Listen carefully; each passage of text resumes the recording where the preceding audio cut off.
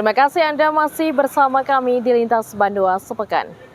Pemirsa, sebagai langkah penyelesaian permasalahan sampah di Kota Banjarmasin, pemerintah Provinsi Kalsel terus melakukan berbagai upaya selain mencarikan lahan untuk tempat pemprosesan akhir, juga menggalakkan pilah sampah dapat sembako. Berbagai upaya dalam mengatasi permasalahan sampah di Kota Banjarmasin terus dilakukan pemerintah Provinsi Kalsel. Selain mencarikan tempat pemprosesan akhir, Pemprov juga menggagas program pilah sampah dapat sembako yang berlangsung di kawasan eks-kantor Gubernur di Banjarmasin, Sabtu 3 Mei 2025. Program pilah sampah ini juga dihadiri langsung Gubernur dan Wakil Gubernur Kalsel, Haji Muhyiddin dan Hasnuryadi Sulaiman, serta Wali Kota Banjarmasin Muhammad Yamin. Hadir juga sejumlah kepala SKPD Pemprov Kalsel, TP PKK Kalsel, dan sejumlah perusahaan. Pantauan Banjar TV, program pilah sampah dapat sembako ini disambut antusias masyarakat. Mereka tampak memenuhi stand-stand bank sampah yang disediakan dengan membawa sampah botol plastik, kardus, dan sebagainya. Pada kesempatan itu, Gubernur Kalimantan Selatan Haji Muhyiddin dan wakilnya Hasnuryadi Sulaiman serta tim penggerak PKK juga tampak meninjau proses penukaran sampah dengan sembako yang dilakukan bank sampah tersebut. Muhyiddin mengatakan program pilah sampah dapat sembako ini salah satu upaya untuk menuntaskan permasalahan sampah di Kota Banjarmasin. Di samping itu juga membudayakan masyarakat untuk memilah sampahnya dari rumah, sehingga sampah tidak hanya dibuang ke tempat pemprosesan akhir atau TPA, tapi sampah yang terpilah akan memberikan manfaat dan nilai ekonomis seperti yang hari ini dilakukan. Muhyiddin juga optimis akan menjadi contoh kabupaten kota lainnya se-Kalimantan Selatan. Hari ini kita telah melaksanakan pilah sampah yang hari ini ditimbang dibeli oleh Dinas LH. Ini luar biasa, dananya dibantu oleh perusahaan Adarul sama Bank Kalsel. Nah, ini kalau terus ada bantuan seperti ini, mungkin ini akan mengurangi sampah yang menumpuk. Karena harapannya mudah-mudahan dengan adanya hari ini pilah sampah dan dibeli dapat bonus, mudah-mudahan masyarakat ini sudah memahami arti sampah itu, dan mudah-mudahan ini nanti bersaing sama-sama masyarakat untuk mendapatkan sampah yang bisa dibeli oleh bank sampah. Mungkin masyarakat sebagian belum mengerti. Kegiatan ini juga dirangkai dengan penyerahan bantuan dari Bank Kalsel berupa mesin pengolah sampah untuk pengelolaan limbah sisa makanan dan bantuan kepada LPMK Kelurahan Banua Anyar dan kendaraan roda 3. Bantuan dari PT Adaro Indonesia kepada Bank Sampah Induk Baiman Banjarmasin. Muhail, Banjar TV. Informasi selanjutnya, pemirsa, Fakultas Teknik Uniska bekerja sama dengan ULM turut membantu penanganan permasalahan sampah di Kota Banjarmasin dengan memberikan alat komposter untuk mengolah sampah organik menjadi pupuk yang nantinya akan diberikan di semua kelurahan yang ada. Fakultas Teknik Universitas Islam Kalimantan Uniska Muhammad Arsyad Al-Banjari Banjarmasin bersama Universitas Lambung Mangkurat turut ambil bagian dalam percepatan penanganan sampah di kota ini. Mereka hadir dalam monitoring dan evaluasi bersama Satgas Percepatan Penanganan Sampah yang dihadiri unsur pemerintahan, TNI Polri, khususnya Babinsa dan Babin Kamtipmas, hingga lembaga pemberdayaan masyarakat kelurahan. Berlangsung di Aula Kecamatan Banjarmasin Selatan, Rabu 7 Mei 2025. Di kesempatan itu, Dekan Fakultas Teknik Uniska Firda Herlina menyerahkan secara simbolis 6 komposter, sebuah wadah yang digunakan untuk proses pengomposan, yaitu mengubah sampah organik menjadi pupuk kompos, yang diterima Kepala Dinas Lingkungan Hidup, disaksikan Ketua Tim Penggerak PKK Kota Banjarmasin. Ketua TP PKK Banjarmasin Nelly Listriani mengapresiasi langkah Uniska dalam membantu menangani permasalahan sampah ini. Ia mengatakan pemerintah menerima dengan tangan terbuka kepada semua pihak untuk membereskan darurat sampah saat ini.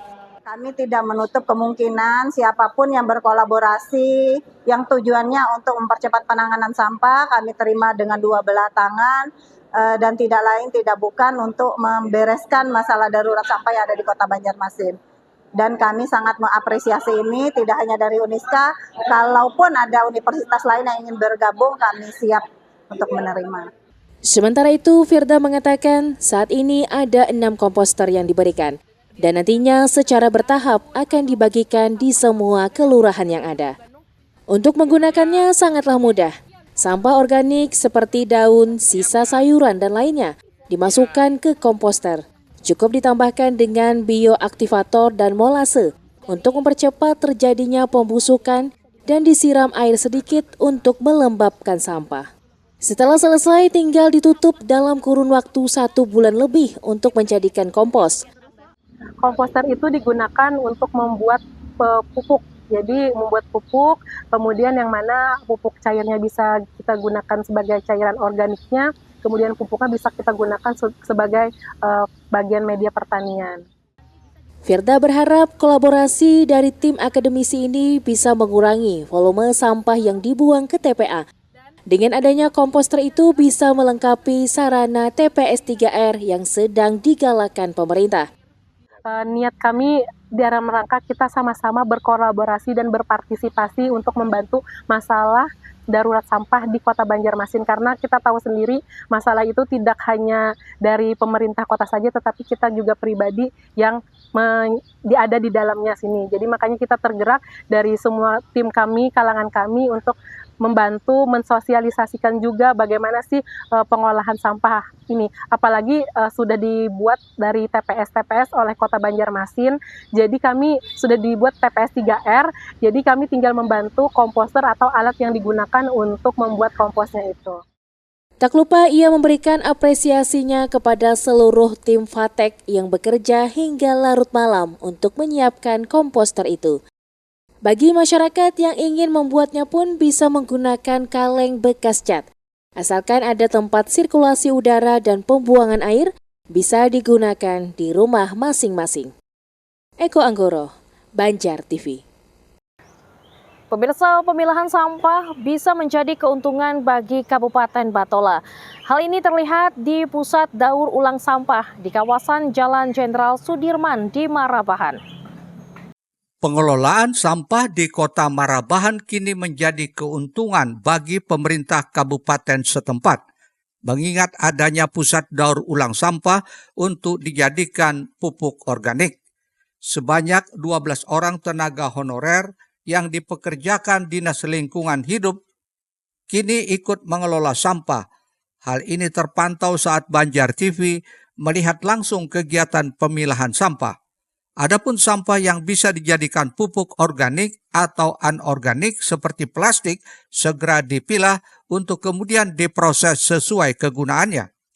Kabid Pengelolaan Sampah Dinas Lingkungan Hidup Kabupaten Batola, Hairul Raji, saat ditemui Banjar TV di ruang kerjanya menjelaskan, tempat pengolahan sampah di Kota Marabahan ini sejumlah sampah yang bisa dijadikan kompos dan sampah plastik langsung dipilah, kemudian dikemas sesuai kebutuhan. Sampah yang sudah menjadi pupuk organik kemudian dikemas untuk dijual. Sedangkan pemasaran pupuk tersebut mencakup wilayah Marabahan dan sekitarnya. Atau tempat fasilitas untuk melakukan pengolahan sampah, yaitu mengolah sampah anorganik yang bertujuannya adalah untuk mengurangi jumlah sampah yang dibuang di TPU. Pemilahan dan pengolahan. Jadi dilakukan pemilahan yang mana sampah itu kering atau anorganik dan sampah organik. Pengolahan sampah organik adalah sementara ini adalah pengolahan sampah komposter. Jadi kompos sampah basah berupa kita bikin kompos, kita jadikan pupuk. Nah, jadi untuk penjualan memang sudah ada beberapa pihak-pihak yang memerlukan. Sementara itu, Kepala Dinas Lingkungan Hidup Kabupaten Batola Abdi Maulana saat dikonfirmasi terkait pengelolaan sampah di wilayah Kota Marabahan menyatakan sampah yang ada di TPS diangkut ke PDU, kemudian dipilah mana saja yang bisa dibuat kompos dan sampah plastik. Selanjutnya sisa sampah yang benar-benar sudah tidak berguna diangkut ke TPA. Abdi mengajak semua warga Marabahan sebelum sampah dibuang ke TPS, terlebih dahulu memilah sendiri karena sampah yang dibuang ada saja yang masih bisa menghasilkan rupiah. Dengan melakukan pengelolaan ini, sampah-sampah ini bisa menjadi bernilai lebih, kemudian bisa menjadi cuan seperti itu. Dan niat awalnya adalah untuk mengurangi sampah yang diangkut ke TPA. Jadi tidak banyak yang jadi yang dibawa ke TPA ini hanya residu saja. Dirinya pun menghimbau kepada masyarakat Marabahan, khususnya Barito Kuala, untuk menjaga lingkungan agar bersih dan nyaman. Karenanya diperlukan keterlibatan warga untuk ikut menjaga lingkungan agar Batola benar-benar bebas sampah. Sarpani melaporkan untuk Banjar TV. Pemirsa, kesuksesan pimpinan Ranting Asia Banua Anyar Cabang Banjarmasin 8 dalam menjalankan sekolah lansia secara mandiri membuat pimpinan daerah Asia Kabupaten Banjar melakukan studi tiru yang direncanakan akan memulainya pada Juni nanti. PDA Kabupaten Banjar melakukan studi tiru ke pimpinan Ranting Asia Banua Anyar Cabang Banjarmasin 8 Selasa 6 Mei 2025. Kunjungan ini dalam rangka ingin meniru pelaksanaan sekolah lansia Husnul Khatimah yang digagas Ketua Ranting Hajah Masrah secara mandiri yang kini sudah berjalan 2 angkatan. Bahkan angkatan pertamanya sudah menjalani wisuda. Rombongan melihat langsung proses pembelajaran yang dilaksanakan 2 kali dalam 1 bulan untuk 1 angkatan dan berlangsung selama 12 kali pertemuan. Saat ini pesertanya mencapai 110 orang. Tak hanya berasal dari cabang 8, tetapi sekota Banjarmasin, bahkan sebagian dari Barito Kuala. Materi yang disajikan pun beragam, mulai dari latihan kebugaran, senam otak, hingga yang sedang digalakkan ialah pelatihan mubaligat, yaitu peningkatan kemampuan dan kualitas perempuan dalam berdakwah dalam rangka mencetak ustazah dari kader Aisyah. Hajah Masrah yang juga kepala sekolah lansia mengaku kegiatan ini suatu kebanggaan baginya karena PDA Banjar ikut melakukan studi tiru. Sejauh ini sudah banyak perkembangan yang dilihat dari peserta, baik yang sudah lulus maupun yang masih mengikuti pembelajaran. Harapannya para lansia ini bisa tetap produktif dan menjaga kesehatan, terlebih membekali keagamaan di usia senjanya. Jadi sejauh ini perjalanan dari sekolah lansia, itu tadi yang sudah dapat kita lihat dalam pelatihan-pelatihan mubaligat tadi, sudah kelihatan bibit-bibit daripada alumni kita yang sudah berani tampil di dalam suatu acara, baik acara keluarga maupun acara pengajian-pengajian dari rumah ke rumah. Kemudian yang selainnya juga kami di sini melatih kepada ibu-ibu lansia supaya bisa itu senam yang melatih ingatan, melatih kebugaran dengan senam otak. Ibu-ibu yang di alumni sekolah lansia ini nanti sebagaimana yang dikatakan oleh moto tadi, sehat, kreatif, aktif, produktif dan bermartabat. Berarti tidak menjadikan beban ataupun menjadi orang yang tidak terperhatikan atau terpinggirkan. Jadi dari sekolah lansia inilah yang akan menelurkan lansia-lansia yang bermartabat. Hal itu tentu sangat menginspirasi PDA Banjar yang berencana mendirikan sekolah lansia berdaya di 10 cabang yang ada. Hal itu dilatar belakangi karena adanya program inklusi tingkat nasional yang mereka kerjakan, namun bukan program mandiri dari Aisyah. Kami datang ke sini dalam rangka untuk belajar karena PDA Banjar ada berkeinginan untuk menginstruksikan kepada cabang-cabang, seluruh cabang untuk membuka sekolah lansia berdaya. Jadi tadi yang hadir di sini ada PDA, unsur PDA dan juga pimpinan cabang se-Kabupaten Banjar. Karena mereka mau belajar untuk bagaimana sih cara mengelola sekolah lansia berdaya. Dan kami menganggap Ibu Hajah Masrah itu berhasil sudah melalui tayangan-tayangan yang sudah beliau tayangkan. Video itu kami share di grup dan dapat tanggapan dari kawan-kawan. Dan ternyata setelah kami sampai di sini, luar biasa, masya Allah, begitu ya, luar biasa.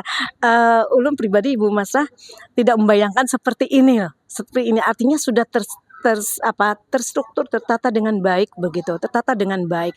Mulai dari tempat, kemudian ruangan, kemudian ada pemateri yang handal begitu. Meskipun kami juga ada pemateri yang sudah ditunjuk oleh diarahkan oleh pimpinan pusat Ibu Naimah. Tapi itu program inklusi. Nah, kami kepingin setelah program inklusi itu kami yang PDA-nya begitu ya, cabang-cabang di PDA-nya. Baru mulai yang sekitar baru tahap pertama awal sosialisasi aja. Insya Allah kita bulan Juni ya Bu Naimah launching insya Allah. Kegiatan itu turut dihadiri Ketua PDA Kota Banjarmasin, Ketua PWA Kalimantan Selatan yang sepenuhnya juga mendukung akan dilaksanakannya sekolah lansia di Kabupaten Banjar. Eko Anggoro, Banjar TV. Selanjutnya, pemirsa, di salah satu sekolah tingkat dasar di Datuk Magot, bagian Serai, Perak, Malaysia, terdapat sejumlah tulisan yang mengingatkan tentang adanya sejumlah peribahasa orang Banjar untuk diperkenalkan kepada para peserta didik setempat agar mereka tidak kehilangan tradisi akar budaya sebagai bagian dari perantau asal Banua Banjar. Haji Jamaluddin, salah satu tokoh perantau asal keturunan orang Banjar di Malaysia, tepatnya di Bagan Serai, Malaysia, mengabarkan kepada Banjar TV tentang masih terpeliharanya budaya Banjar terkait peribahasa yang diperlihatkan dalam bentuk tulisan di dinding salah satu sekolah dasar di Desa Datuk Magot, Bagan Serai, Perak, Malaysia. Di antara beberapa peribahasa orang Banjar tersebut seperti badiri tahantuk, baduduk tahantak, atau yang lainnya seperti dibari daging, handak tulang. Semua peribahasa yang tertulis di dinding itu yang jumlahnya lebih dari 20 itu dilengkapi dengan arti yang sesungguhnya agar bisa dipahami tentang adanya ungkapan tersebut. Berikut mari kita ikuti kabar dari negeri jiran Malaysia ini yang warganya masih concern untuk melestarikan peribahasa orang Banjar bagi generasi penerus keturunan perantau asal Banua Banjar. Kamu Kedah, Bagan Serai Perak. Kita lihat di dinding sekolah ini ada peribahasa bahasa Banjar. Awan maksudnya ini ada senarainya, ada berapa kuah 20. Yang pertama ini namanya akal diakali, wan pikir dipikirakan. Ini ada maksudnya lah. Asa dikaruput bidawang 40 hikong. Ini ada badiri tahantok, baduduk tahantak. Itu bisa Banjar lah. Bisa-bisa mengandak awak. Kemudian galas jadi harang, jadi habuk, menyarah maka am kada. Cuma itu dibari daging, handak tulang. Batu loncatan, dipandir mati abah, kada dipandir mati umak. Lagi hati-hati jangan tabarusuk pandir. Nah, ini pandir ini kan bujur-bujur pandir, jangan sampai tabarusuk lah. Kada bakukos amon kada bapi. Kepala menyorok, buntut menghambat. Nah, ini orang yang berbulik-bulik surah itu. Nah, ada bahasa. Ini antara peribahasa. Kamarul Hidayat, Banjar TV.